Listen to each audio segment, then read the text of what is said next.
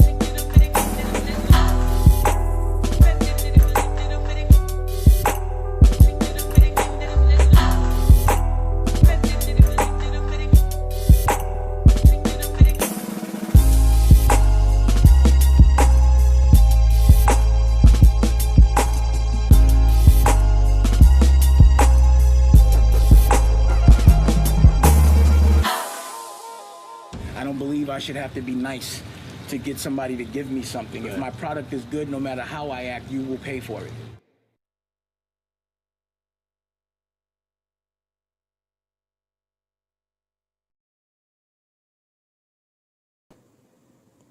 What? I say what? It's your boy, Broadway and Jerobi. What up, y'all? Back again for another episode of Seen Yo Lil Podcast.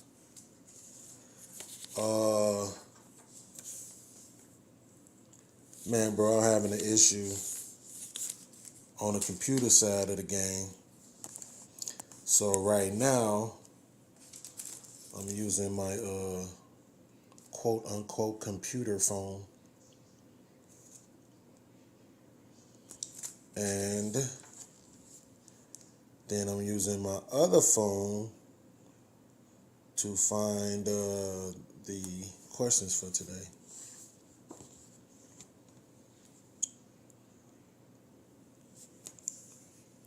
And then I also just realized I know I'm gonna get judged for this, but I don't care, right? I got a bleach stain on my shirt. So that's why I'm not visible right now, right? Because I'm like, I don't want my bleach stain to be seen. Maybe I shouldn't be that self-conscious about it, huh? Well, I am. So Matthew 7, and you can't judge me. I'm a thug. All right, boom, screenshot that. Now I got the questions for this week. First of all, let me jump into this real quick. Chicago fans, Chicago sports fans,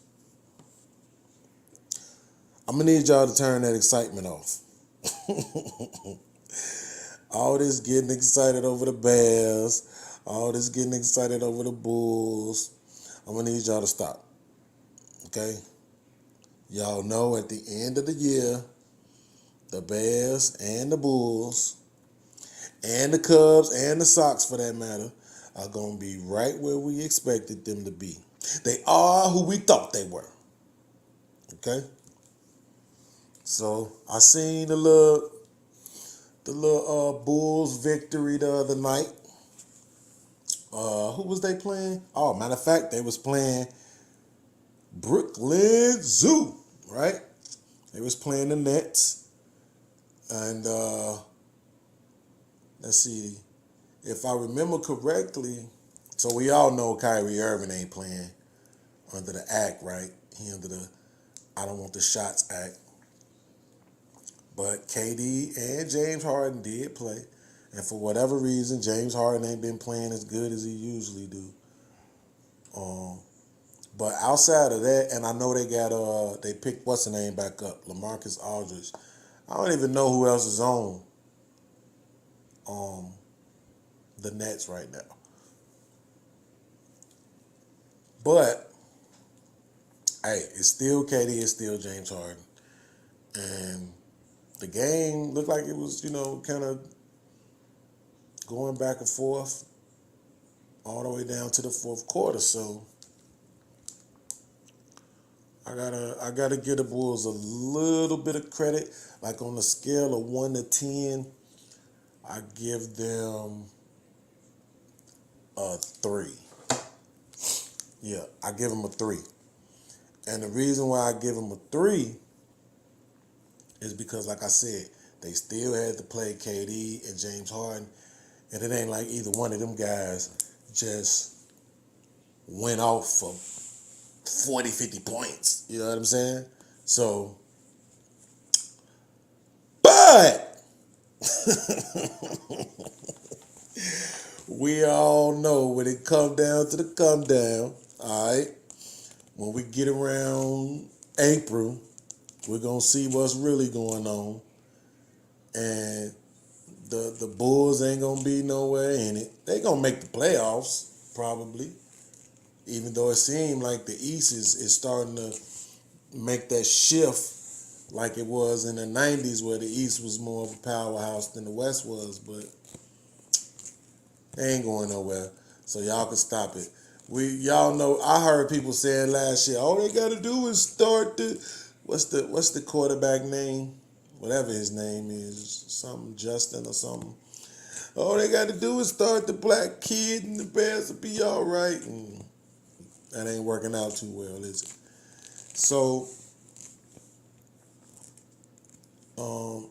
y'all need to stop with all this fanfare. Excuse me, pretending like the Bears and the Bulls. Y'all know it's over with for the Cubs and the Sox. The Sox got theirs in 2005. The Cubs got theirs in 2016. So it's over with for them. Plus, the Chicago Sky just won the chip. And it was about 30 people out there for the parade. Hell, I didn't even know it was a parade. Until I seen people making fun of the parade. You know what I'm saying? And then I realized that they was actually having a parade. So I'm like, whoa, right? But I just want to say that real quick. I ain't gonna stunt. My teams is probably out of there. I don't really have teams. I have players that I follow and like. You know what I'm saying? And Seattle is the team that I followed and like. Russell Wilson is the closest thing to Donovan McNabb, particularly on the video game on Madden, that I've had to play with in a while. You know what I'm saying? Because I used to play with Philly. McNabb was out there, and I think Deshaun Jackson was playing with McNabb too. There was a couple of other cats I can't remember now, but I know my running back was Brian Westbrook. You know what I'm saying? So, but since McNabb been gone, I liked Russell Wilson, but then he did the Sierra thing, and it seemed like it's been all downhill since then. So I don't know at this point. I'm not jumping on the Baltimore bandwagon. That's not gonna happen. You know what I'm saying? Just because it's a brother and all that, I don't like his style of play. So, but I know Russell Wilson been injured, so I can't talk no stuff. You know what I'm saying? I can't crack no jokes. I can't talk no stuff. You know what I'm saying? It is what it is.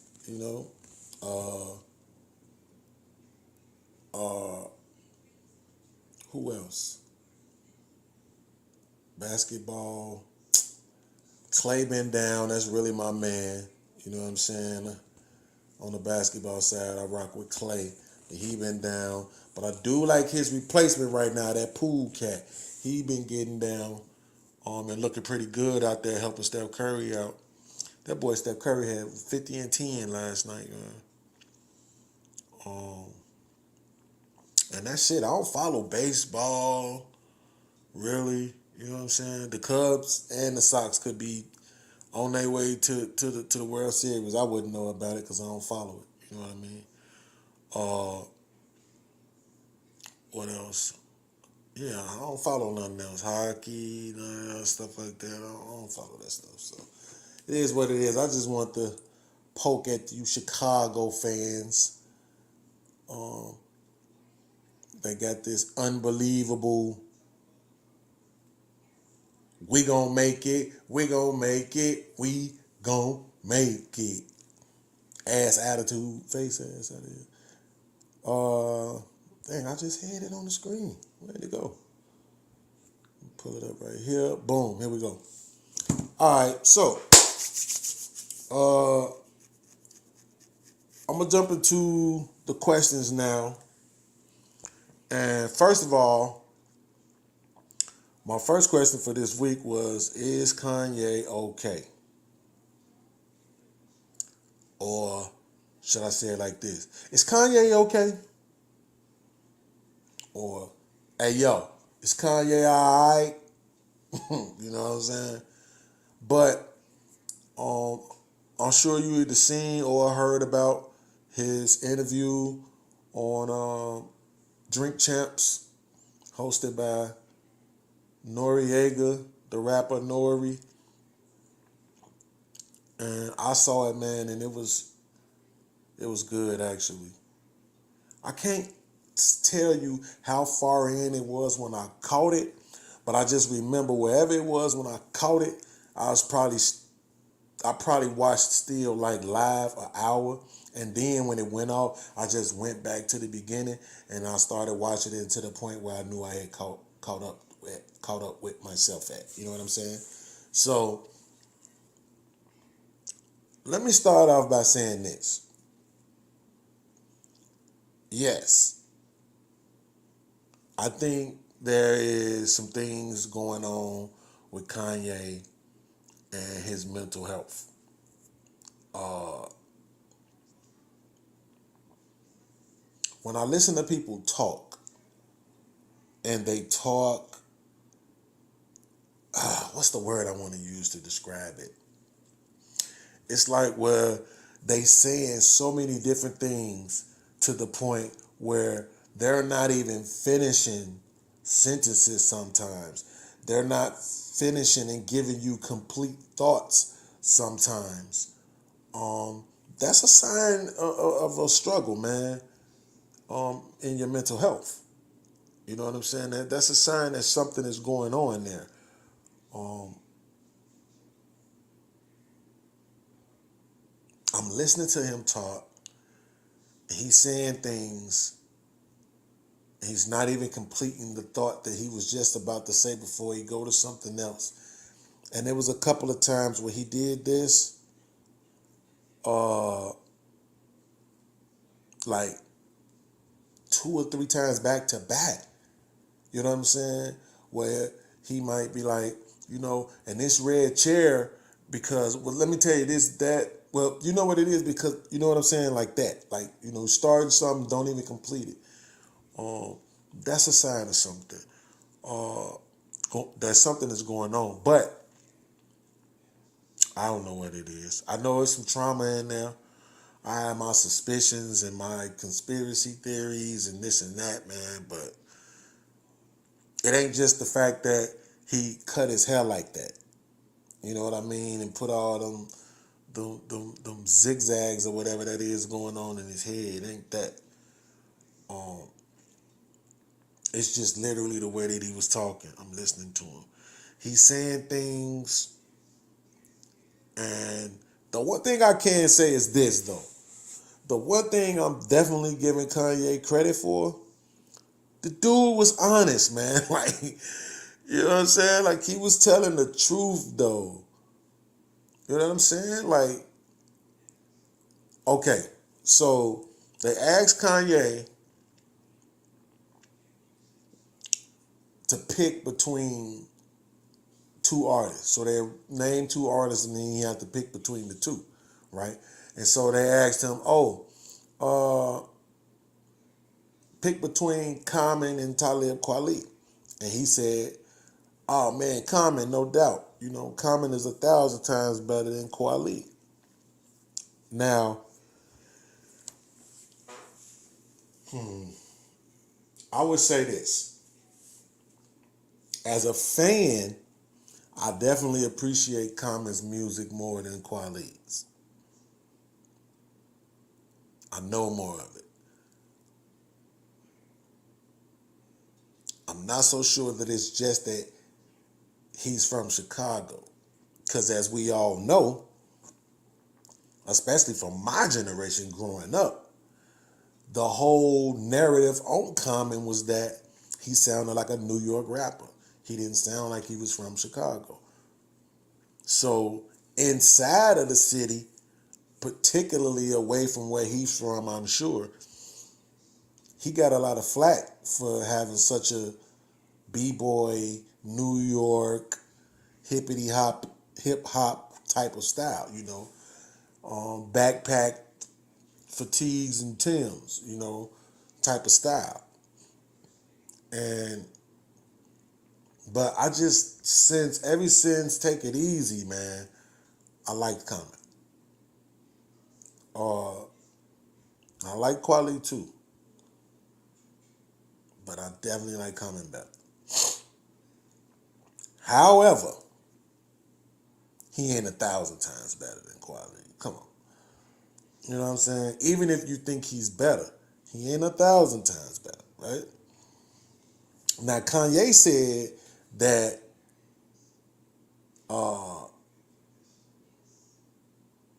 he said I never liked Quality's style, his rapping style. He's definitely has a different type of rapping style. It worked well on certain joints like Just to Get By, So when he do that, he got this like talk type of style. It worked real well on that type of beat. You know what I'm saying?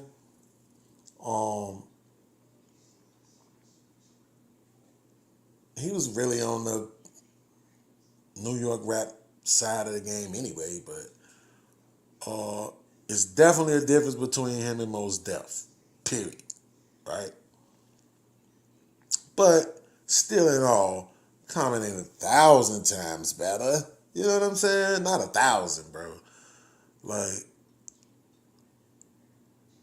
if you want to say he's better, he might be 1 time better. Not 1,000, bro.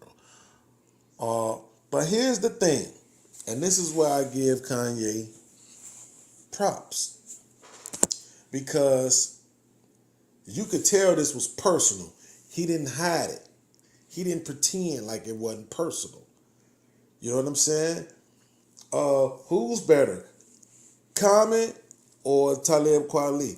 Oh man, Common 1,000 times better. You know why? Because Kweli be saying this about me and saying that about me and what you mean and come home and you know what I'm saying? Like he going all off into this personal stuff. Same thing with whoever they said. I want to say it was Pusha T. I think they asked him between the Detroit guy. I'm slipping on his name right now. Big Sean. They asked him between Big Sean and Pusha T. And he was like, oh, I'm so glad, basically. You know what I'm saying? Y'all asked me this. Man. And he rolled with Pusha T because Big Sean is this, and that was the worst thing I ever did was sign him. And then when it's all said and done, why? Not musically, because Big Sean said this about me. Big Sean said that about me. Like, dude, I know your mama. How could you talk about me like this? You know what I'm saying? And so they was asking him about music stuff, right? And he was giving you these answers based on his personal feelings about the artist, right? Not all of them, though, of course. You know what I'm saying? Some of them he picked because he felt like they was better for whatever reasons, and he was giving them explanations, and it came off real well. But yeah, it was a couple of them where he went into his personal bag, right? And so here's my thing. Yes, it's disingenuous on the music side because you're not answering the question from a music perspective. However, I'm glad that you being honest about why you picking that person. So it ain't like they said, well, this person or that person, and you like this person. And then they be like, why? And you be like, I don't want to talk about it. You know what I'm saying? Or I don't want to say nothing. No, you actually acknowledging that I'm picking this person over this person, and it's because this person get on my nerves. You know what I'm saying? Like, we got some personal beef going on right now, so I ain't rocking with this person. You see what I'm saying? So I give him credit for that. One of the things that really impressed me was when he was talking about the 808s, and we talking about 40 seconds of the whole interview. But when he broke down the 808s and their effect on you internally. Man, bro, I'm just like, because I ain't never heard that before. Maybe you have, maybe somebody else has, but I never heard that before. You see what I'm saying? And then the person that I'm hearing it from is Kanye. I'm not hearing it from some dude on the street. I'm not hearing it from some guy on YouTube I don't know. I'm not hearing it from somebody who don't have anything to lose. I'm hearing it from Kanye. You see what I'm saying? So it was other things inside of the conversation that he talked about that had me feeling the same way. Like, man, he being real right there. Man, he being honest right there. Man, that's deep right there. Man, I didn't even know that. You know what I'm saying? And so even though I could see, hear, and feel the trauma and the pain and the discomfort in his voice, you know what I'm saying? In the things he was saying, in the way he looked, you know what I'm saying?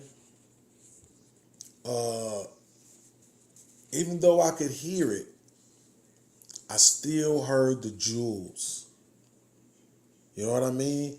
I still heard,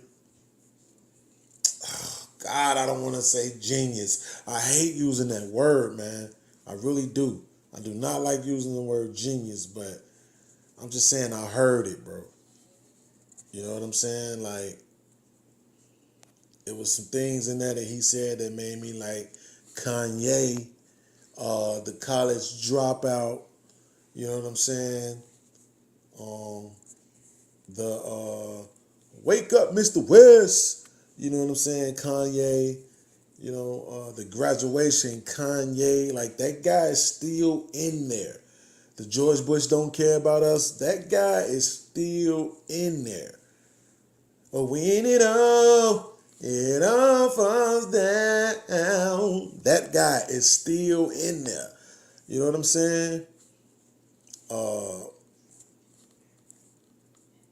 And it was good to see, it was good to hear those parts too.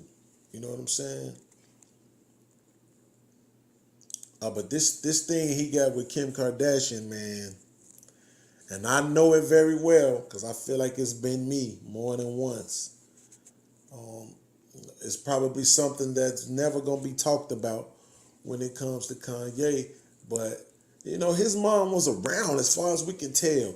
You know, his mom was in his life. His mom knew the lyrics to his raps. I mean, I can't say that. My mama don't know no lyrics to not one of my songs. Not one. You know what I'm saying? And his mama knew the lyrics to his songs and everything. Before he blew up his videos of her knowing the lyrics to his songs and stuff. You know what I'm saying? Bruh, how is it possible that this man still has mommy issues? See, I want to, listen, it's a thing that it's something that I think, I'm not going to say I believe, but it's just something I think that's very possible that may have went on with Kanye and his mom. Particularly how she checked out. And I don't want to say it because it's too crazy. Even if I knew for a fact that it was true, it'd be hard for me to say it because it's too crazy. You know what I'm saying? But it just seemed like he had a good relationship with his mom. So I don't understand then how he could have such horrible taste in women. You know, I mean, unless this is just chess. You know what I'm saying? If this is just chess and this is just a power move, you know what I'm saying? And it worked out for them and now it's time to do something different. Okay. But that ain't how he talking. He ain't talking like it's time to do something different. He talking like he's still saying wife and stuff like that. And from what I heard and seen, there was a divorce and you know what I'm saying? And she dating the guy Pete Davidson, which don't make no sense at all. None to me for Kim Kardashian, but okay, whatever. But he said he ain't seen no paperwork. He said, I ain't seen no paperwork. I ain't signed nothing, so that's still my wife, and that's how I'm going to speak on her, right? I'm pretty sure that ain't how she's speaking on him, though. You see? And I understand that, though. I understand that feeling of you want a particular person, a particular type of person for whatever reasons. You want that individual and you love that individual beyond certain things, not even just their flaws, but the toxicity of the relationship. You look past it and you go through it and whatever else. You know what I'm saying? So,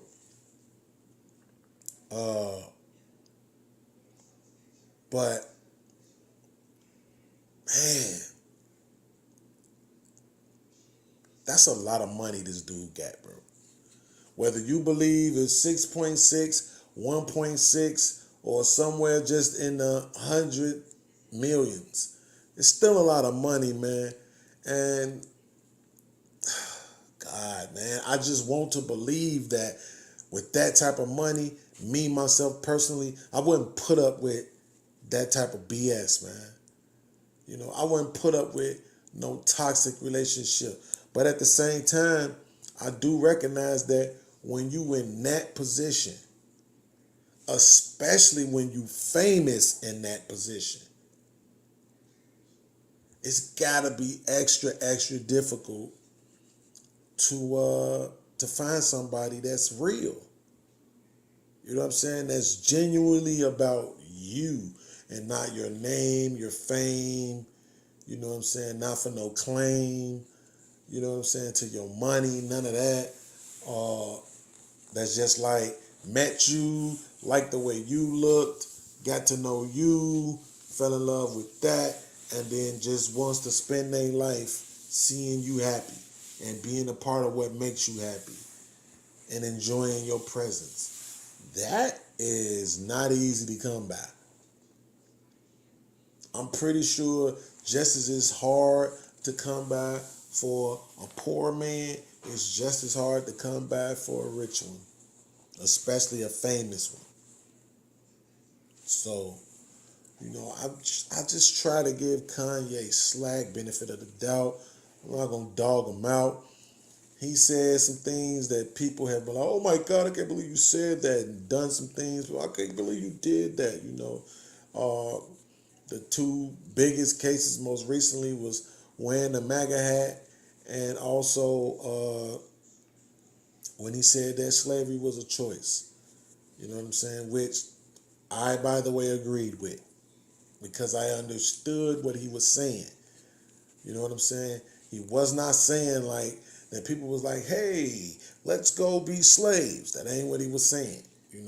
He was saying that, listen, at some point, there were people who, and I'm pretty sure the first time I've ever heard this was on Black Panther when it was said that, the ancestors that were being brought over here on slave ships, some of them jumped into the waters basically to their death. They chose death because they felt like death was better than bondage, right? That's a choice. You're choosing death over bondage, right? And so that's basically what he was saying was, look, not everybody is going to fight. Not everybody is going to fight. But it does not take away from the fact that you have a choice to. You have a choice to. And so, I wasn't all bent out of shape and all of that about it, because I tend to think deeper than the surface of what people say sometimes. I try to see, is it somewhere else that they could be coming from, right? So, but, what is this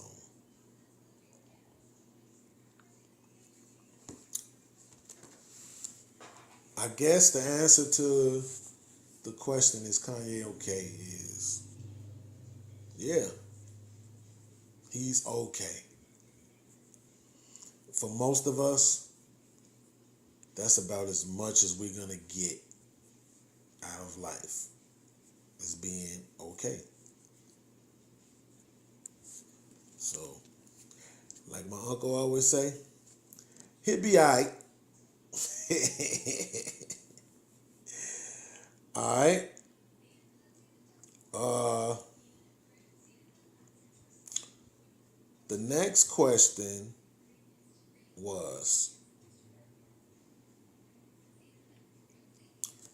and this is a little, I'm gonna just say the question like this: would you join the military, or suggest to your children or your grandchildren to join the military?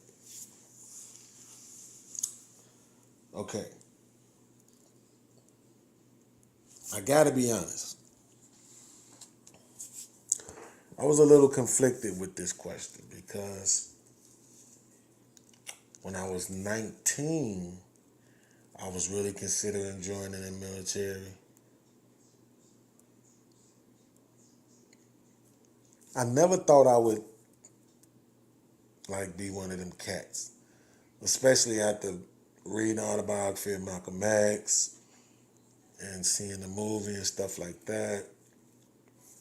I never thought I'd be one of those cats who would even consider the military, right? But then, what was this, 96, 95? Yeah, it probably was 95. My favorite cousin at the time, we just graduated high school, and this dude went to the Navy.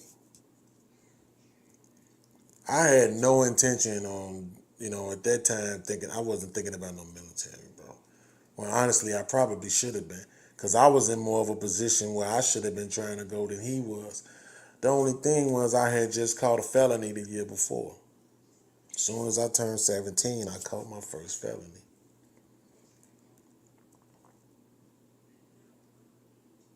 But at 17, after I caught that felony, I had did a little military scuba. And I actually liked it. I enjoyed my time at the military school.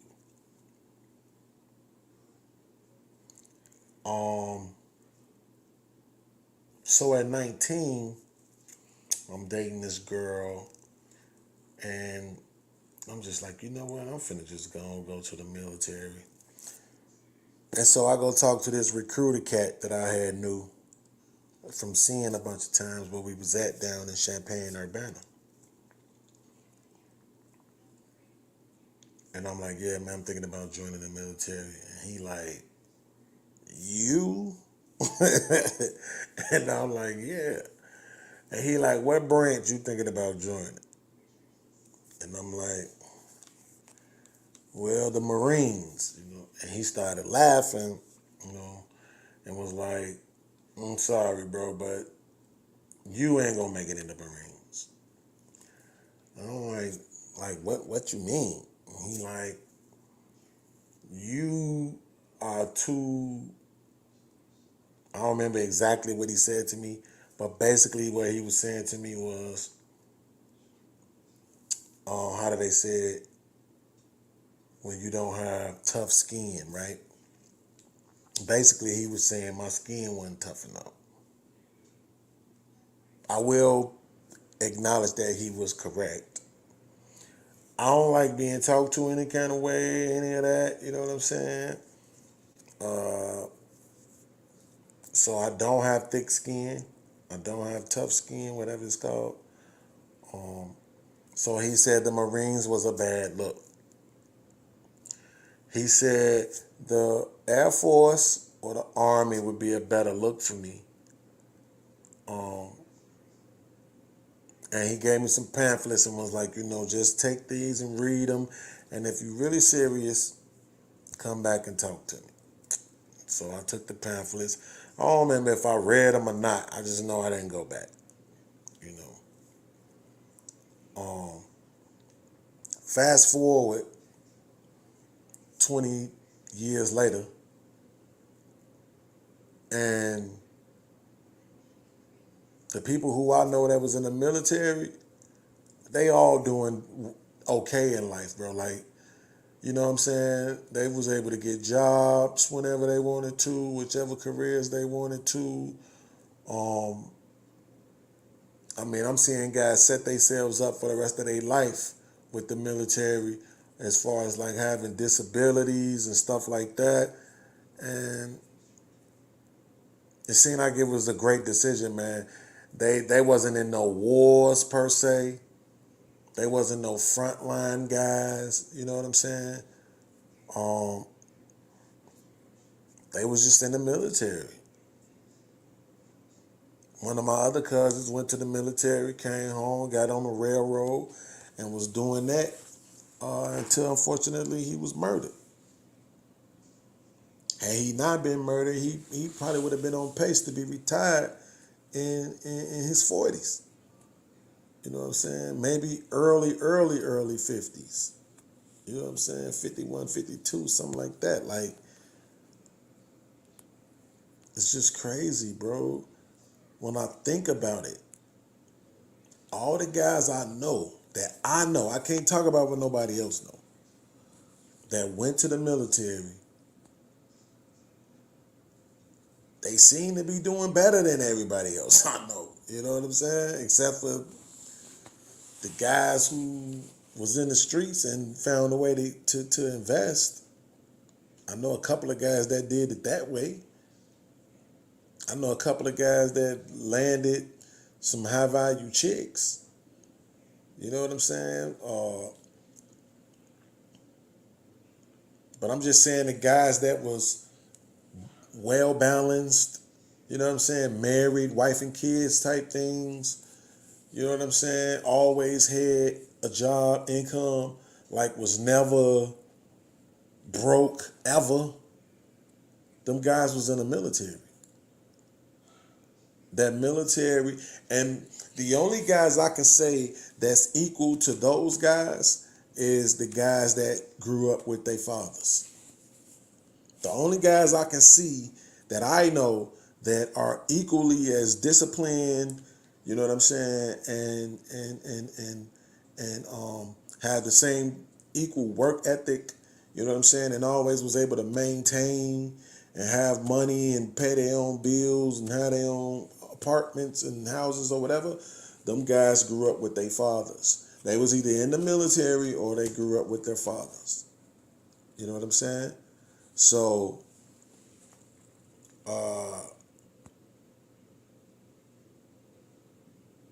when I think about it, sometimes, not a lot of times, I won't pretend, but when I think about it, man, I'd be like, if I could go back, let's just say I don't have the information to just strike gold, right? I don't have no other information about life except for my own. I don't have no winning lottery numbers. You know what I'm saying? Like, I don't know who finna win the sports team, so I can't go back in time and gamble on nothing like that. All I know is what I know for me. You know what I'm saying? Decisions that I could make different about my own life. If that's the case, it's a good possibility that I probably would have went into the military. And even as I say that out my mouth, I still don't want my son to go into the military.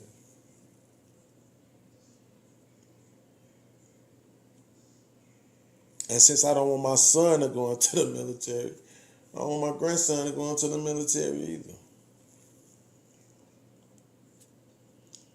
Here's where it gets tricky. Maybe a week ago, I was thinking about talking to my daughter and suggesting to her that she join the military. Yep. So I can imagine a couple of the things that people are thinking right now as they hear me say that, right? But I can't really, I could try to say this or that or this or that about the whys, what I'm thinking about. For some reason, when I think about my son in the military, I think about him getting hurt. But when I think about my daughter in the military, I don't. You know what I'm saying? When I think about my son in the military, I think about PTSD, but with my daughter, I don't. When I think about my son being in the military, I think about him being away from me. When I think about my daughter, I think about the fact that it could work very well in her favor. Now, they have an age difference, so that probably plays into it too.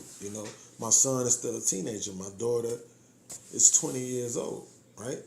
And she needs something right now to anchor her down,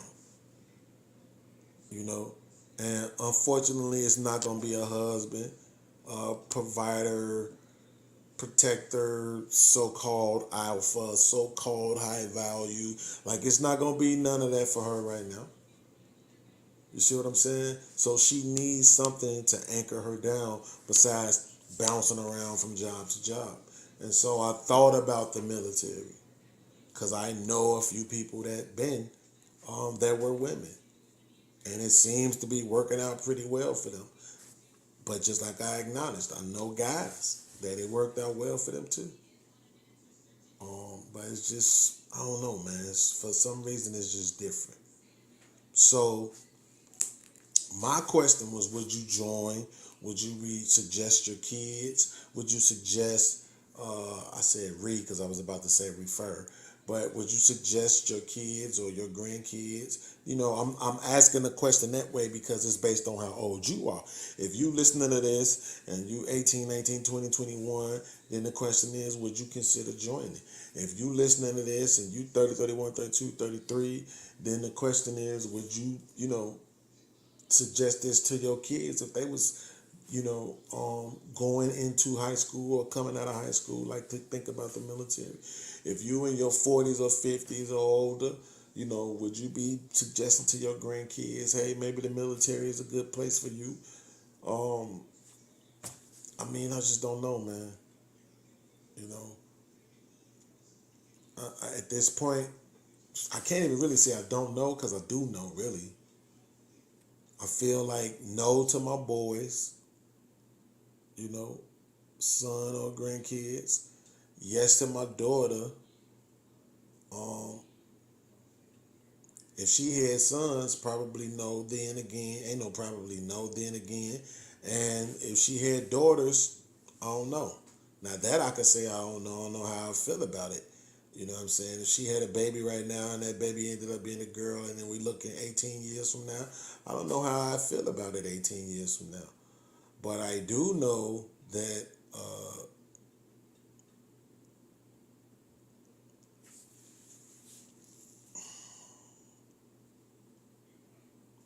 it seems to have been a benefit for the people that I know.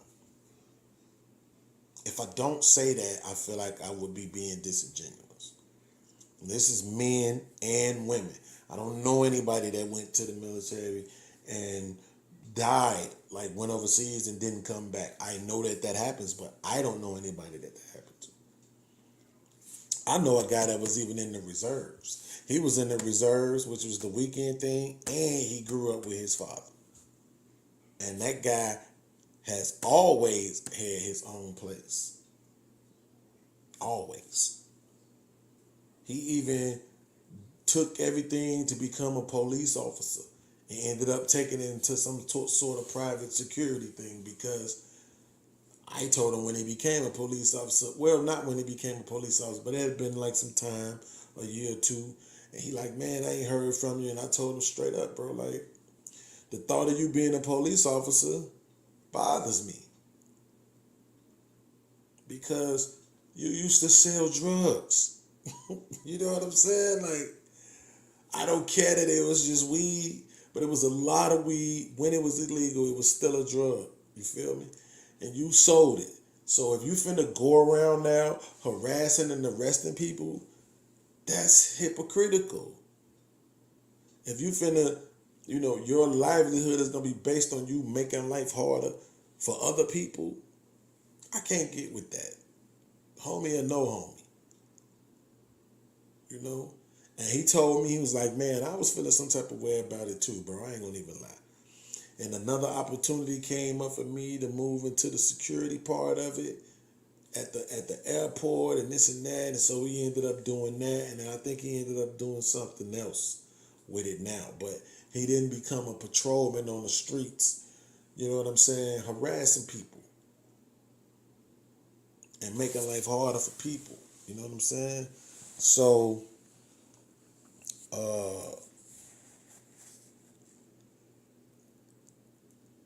again, he went to the reserves and he grew up with his father.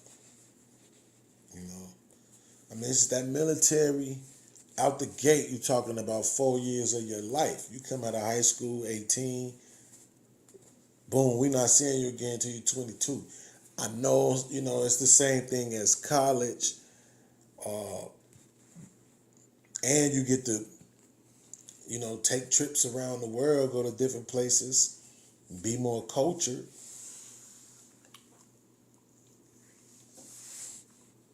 I think when I think about boys, men, I think about being on the front line, harassing other poor people in other parts of the world, harming them, you know what I'm saying? And I just don't like that. I don't like being a part of the big bully machine. And I just feel like it's different with women. I don't even remember, my mom was in the military. I don't even remember how, I think she was only gone for 2 years. I don't remember what happened and what she did, none of that. I think it was the Army. I'm not even sure, man. I just know that it was like 2 years she was gone. And it's working out in her favor now. And it probably worked out in her favor when she was younger because, you done graduated, you done went to the military, you know what I'm saying? I mean, people had to appreciate that. It's probably how she ended up having the clearance to be working in the banking on the trade floor.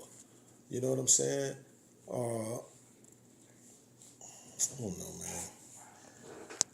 If it was somebody else's kid, maybe I would, depending on, like if I knew that kid and their behavior.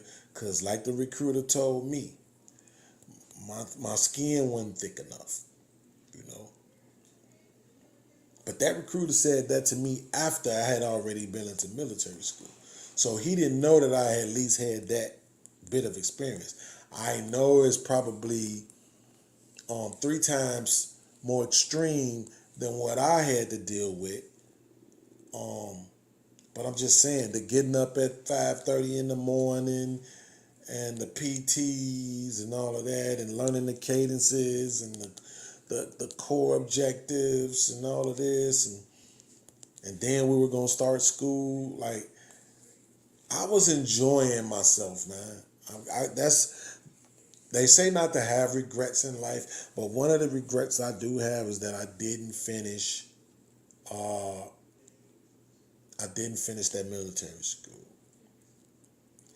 And I was recently looking into that military school because of the fact that I have a few nephews, and they've begun to hit some rough patches in their life.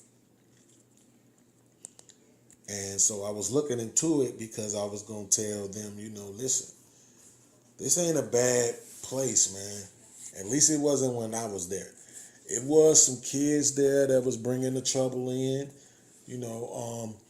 but when I was there, the way they did it was they did like some IQ tests, or not IQ tests, but like, you know how when you're in middle school and they give you what I believe was called the Iowa test or something like that. You know what I'm saying?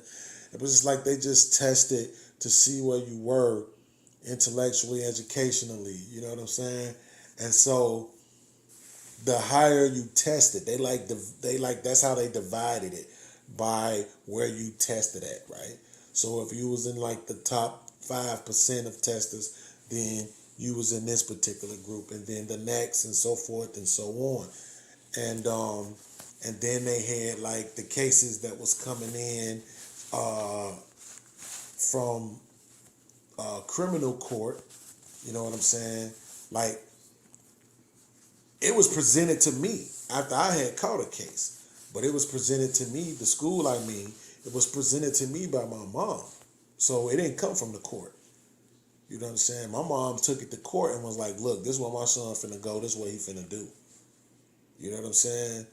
And I mean, you could argue that it helped me get the probation that I got, even though it was my first offense. But I mean, we know some people don't, everybody don't always get to go home on their first offense. You know what I'm saying? So, but, my mom was the one. Somebody told her about it, and then she told me about it. And at first I was like, oh, man, I don't know nothing. You know what I'm saying? I'm trying to stay at the crib and kick it, And then we went down there for this little orientation. And I met this chick down there. It's always a female in the story, ain't it? Always got to be a female in the story for us. But you know what? It just is what it is, man, okay? So, I met this chick down there. And she was so chocolate. And I can't even remember her name, but I remember where she lived at. But I know none of her family or none of them don't live over there no more. But so I met this chick down there, and I can't remember how it happened. They ended up either riding back with us. I think they rode back with us or something.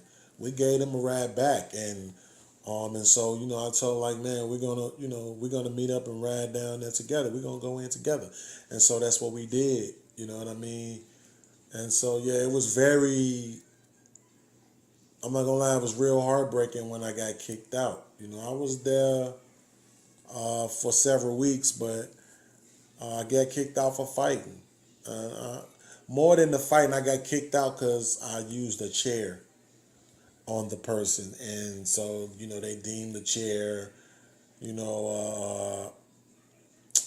what do they call it?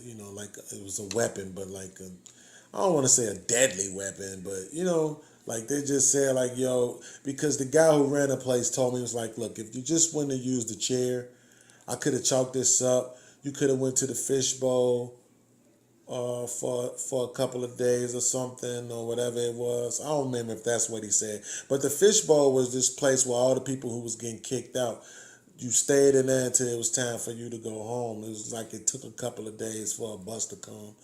And so everybody going in and out, that was remaining would see y'all in there, straight through that front window. And the COs would stop and say, y'all see them people? They didn't make it. You don't want to be like them. Keep your stuff together. And I was on the outside looking in for the first several weeks. You know what I'm saying? But then I found myself in there. Basically off my temper, man, really. I didn't have to respond to that guy like that. Regardless to whether or not he used that N-word or whatever. Because now I know, and it ain't just because of the fact that I'm older or not as in shape as I was as a 17-year-old, just that don't bother me. It don't get to me. I don't care about that word. Or, you know what I'm saying? Nothing like that. I know I got bigger fish to fry. And so then I was just way more high-headed, way more aggressive, bitter and angry. Things I'm still dealing with now. but I think I deal with them better, at least on a daily basis. You know what I'm saying? Because I am aware that I have these triggers and stuff like that. So, but yeah, man, I fought that guy, hit him with a chair, um, and they was trying to calm me down, and I couldn't, and I got kicked out. But I will say this. I did get something that nobody else at that time had ever had.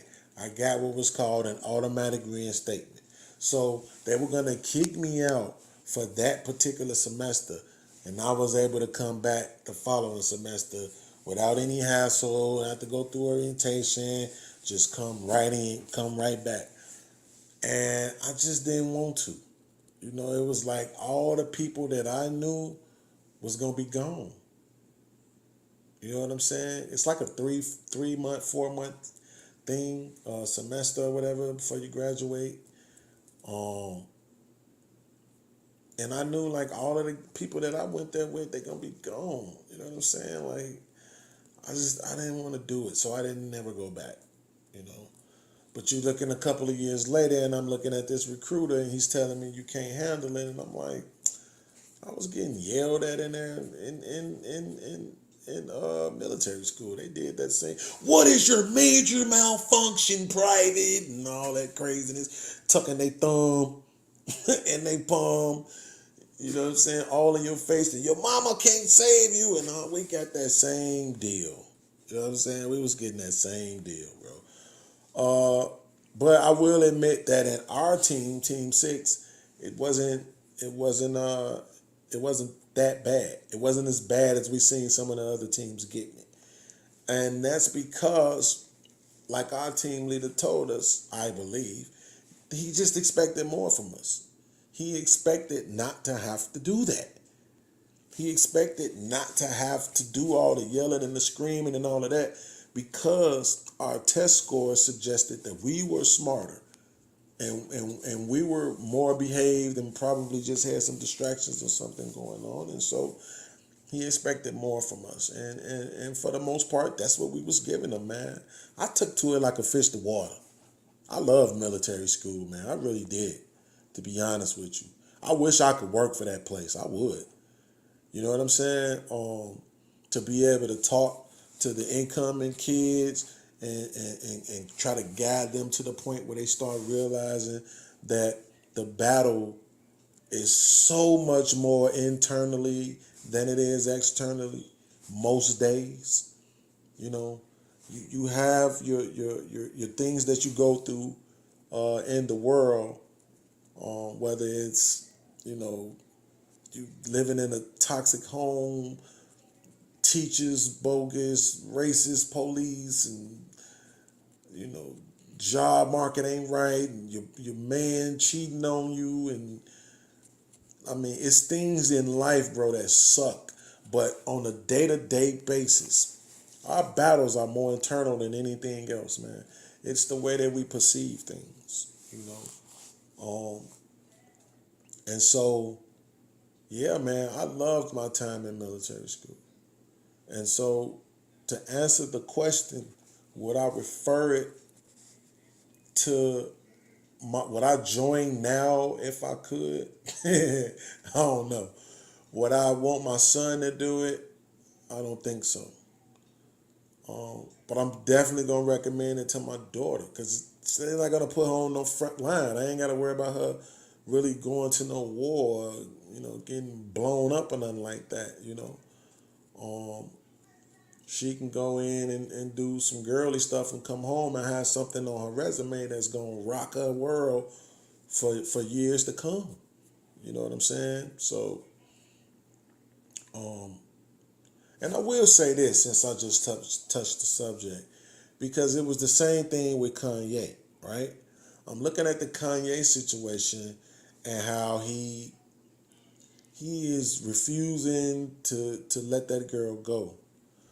And a lot of times in our community, we see this with men, and we see it to a point where they become abusive, right? They become violent. They don't know how to let go. They don't know how to give up or say enough is enough, right? They don't realize that the situation that they're trying to hold on to is bad for them. The girl is saying all of these things that's wrong and that she don't like, and all of these problems and complaints. And what the guy is hearing is that, oh, you think I'm not good enough, right? And so he believes he should be good enough because he loves her, his intentions are well, or whatever. And you start dealing with this whole abandonment issue. You start dealing with this whole lack of nurturing and love at home. And you start dealing with another topic that's rarely spoke on, which is conflict resolutions, right? Because men are innately aggressive. That's how we know how to deal with stuff, is to control it, is to take control of it, is to dominate it, is to be aggressive and say, I'm bigger than you, I'm stronger than you, you're going to capitulate to what I'm saying because of that. And so when you're not raised properly how to deal with a woman, which should be coming from your father, then what you have is these situations where you see these men being aggressive and in some cases violent. I'm not even trying to understate it, but I'm also not trying to overstate it either. I'm not trying to exaggerate it and just make it seem like the brothers is out here just stomping women's guts in, because that's not what's happening. I know way more women that weren't abused than I know that were. But I do know that the abuse happens. I do know that I've been on both ends of the abuse, on the giving end as well as the receiving end. And I'm not just talking about physically, because some of the worst abuse is verbal. Some of the worst abuse is emotional and psychological, because those scars tend not to heal. You can fall down and you can scratch your arm and you can get up and you can not even pay attention to it, and that scar or that cut will heal on its own. But when you scar your emotions, when you scar your mentality, you know what I'm saying? When you have these scarrings internally and psychologically, you have to deal with those. You have to take care of those. You have to put forth the effort to heal, right? And way too often, we not doing that, particularly as a community. And so that's why you see so much of the anger and aggressive and bitterness from our boys and our men, as well from our girls and our women. You know what I'm saying? It's because nobody's really talking about or dealing with their childhoods. They're not dealing with their trauma. They're not dealing with what actually has happened to them. They're not talking to nobody about it. They just working, going to school, raising kids, smoking weed, drinking alcohol, you know what I'm saying, hustling in the street, wearing good clothes, getting up with the gang. All of this stuff is just distractions to not deal with what's really going on inside of you. This is why so many people who are older and when people get towards retirement age, you see a lot of divorces, because now we not working and we around each other way more and we don't even get along. Because I ain't dealt with my stuff and you ain't dealt with your stuff. You know what I'm saying? And we did all this working and life still ain't what we thought it was going to be at that point. You see what I'm saying? And then instead of looking inward, we looking outward. I done worked all these years and I still don't got a Benz. That's her fault. I done worked all these years and I still don't got a deck and a swimming pool on my house. That's his fault. You know, I done been with you all this time and did all of this work and raised these kids and all this other stuff, but I'm still unhappy. I'm still angry, bitter. I can't talk to you unless it's I can't even ask you to just do something without it coming off as I'm angry, I'm mad, or you're a piece of crap. You're not worth me speaking to you like a human being. Like I care about you or love you. You know what I'm saying? We don't even take the time to learn how to treat each other correctly. We be so focused on going to work and going to school and having the Jordans and having the cars and the $300 and $500 weaves and the $1,000 chains. Like we be so worried about the external. We never deal with the internal. We pretend like that don't matter or don't exist. You know what I'm saying? Like we can hide it. But from people who have an understanding, you can't hide it. This is why you can watch the Kanye interview, and if you have any sort of understanding about traumatic behavior, you're going to look at that, and the first thing you're going to do is feel sorry for that guy. And this is the guy that's worth $1 billion. And you sitting in your house with your $40,000 a year feeling sorry for the guy that's a billionaire. Because you like, this guy got all that money and he's still traumatized. And he can't even hide it no more. He can't. His mama gone. He don't know how to deal with that. And he can't replace his mama with Kim because she ain't nobody's mama. Even though she got kids. But that woman, I'm sorry. I'm not trying to besmirch her, but she ain't nobody's mama.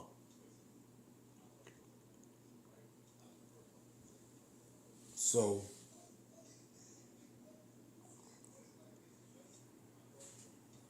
I wasn't even planning to go that route, but the conversation kind of just led there with something I said while I was talking about the military. I got triggered.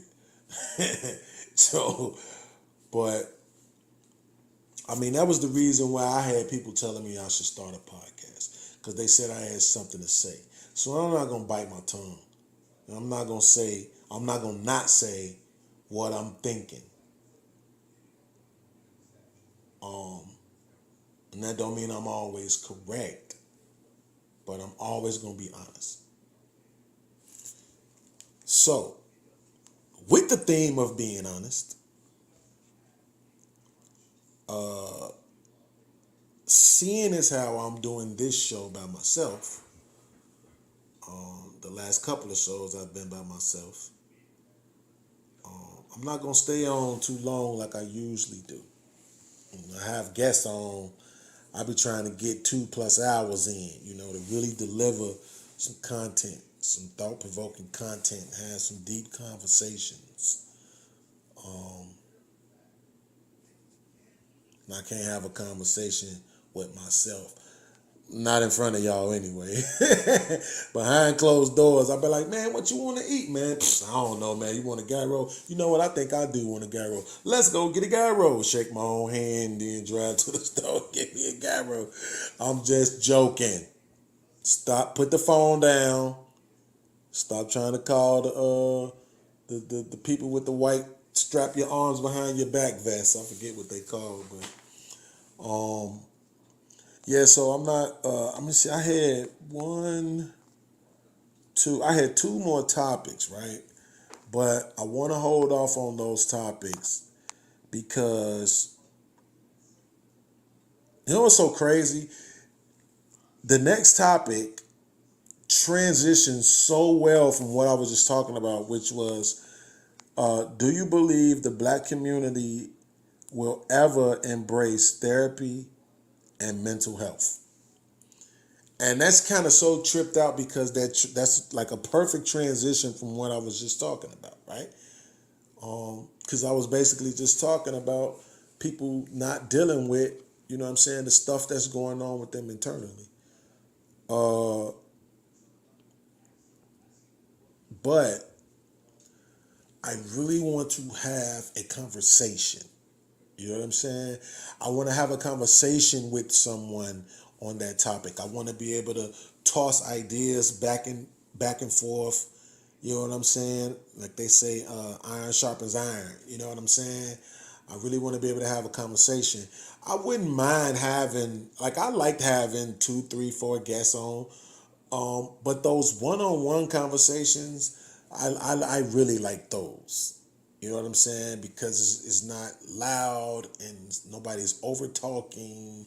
You know what I mean? And like points can be made more clearly. You're not pressured to compete with the other guests or anything like that. So I'm gonna try to get back to a point where I'm having multiple guests on. I want to do more one-on-ones. I'm gonna start trying to really put in some effort to book guests to come on and join the show. Because usually I got a Facebook group and I got a few people in there that I would like to be on the show, and I just drop the link, and if they come, they come. If they don't, they don't. You know? And at the same time, I have a problem with rejection, right? So I don't want to be asking people, because I've had this happen already. Hey, you're going to come? Yeah, you're going to come. Then when it's time to come, they don't come. I probably should have said that better. Pause, right? Because if you're nasty like me, you probably was thinking some other stuff, right? But I'm just saying, I've talked to people and had them say, yeah, I'll be on. And then, you know, when it's time to be on, they no-show me. So I don't really be wanting to go through that either.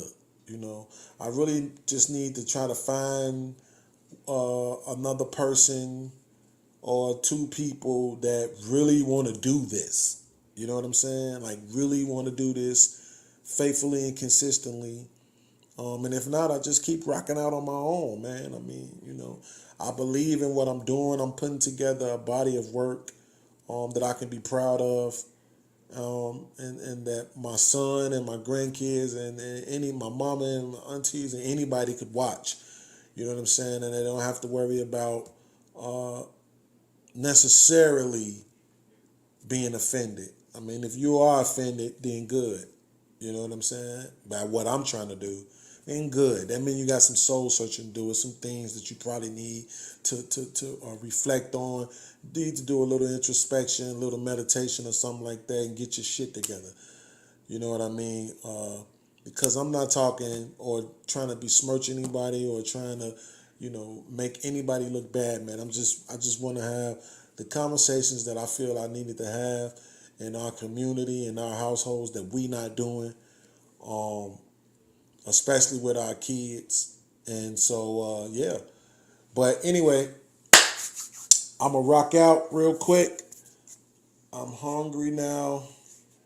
I come in and jump on this podcast right after I get off work, so my feet be tired, and that's why sometimes y'all might hear me yawning.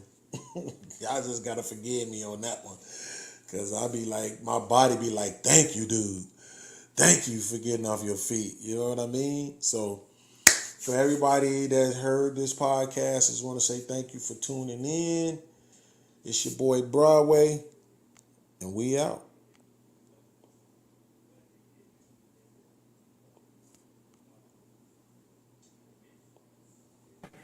It's not easy. Expect pain, expect anxiety, expect everything to go wrong, and just be cool. Breathe easy, and then just see it out. It's never going to happen the way you want it to happen, ever. And if it does, do not trust it. It's the devil.